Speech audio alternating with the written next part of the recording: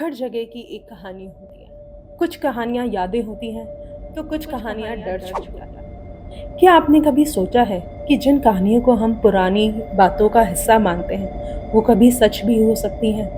स्वागत है horror tales of India पर, जहाँ हर दास्तां सिर्फ सुनाई नहीं जाती, महसूस कराई जाती है।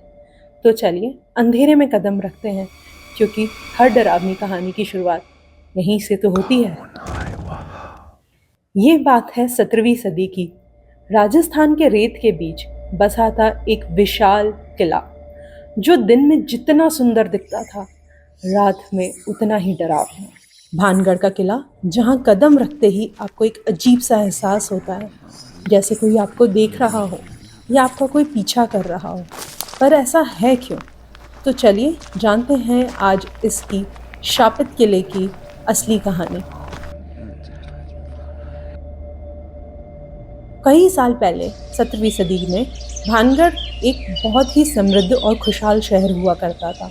इस किले की शान बढ़ती थी एक शख्सियत से, राजकुमारी रत्नावती। खूबसूरती की चर्चा उनकी पूरे शहर में थी, लेकिन इस शांति को बर्बाद करने के लिए और कोई नहीं, एक तांत्रिक था, सिंधिया।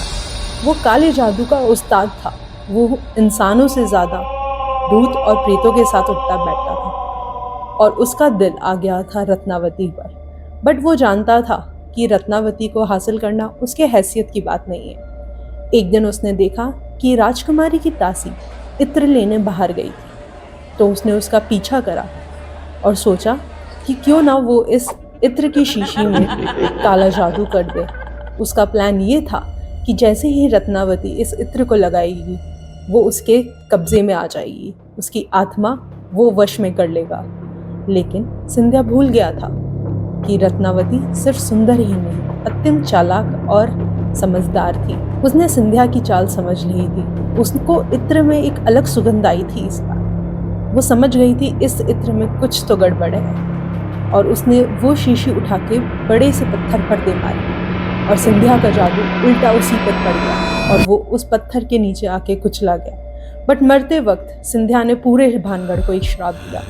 उसने कहा, ये शहर कभी खुशहाल नहीं रहेगा और यहाँ रहने वाले सभी लोग हमेशा के लिए भटकेंगे। कोई जिंदा नहीं रह पाएगा, किसी को मोक्ष नहीं मिलेगा।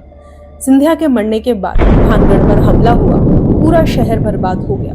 जो लोग यहाँ रहते थे, या तो वो मर गए या फिर वो रातों रात गायब हो गए। आज भी सूरज ढलने के बाद भानगढ़ किले में किसी को भी जाने की इजाज़त नहीं है। लोग कहते हैं यहाँ अजीब अजीब सी आवाज़ें आती हैं, किसी के रोने की, कभी किसी के हंसने की। कुछ लोगों को यहाँ तक ठंडी हवा का झोंका भी महसूस हुआ है, जैसे कोई उनके पास अभी गुजरा हो।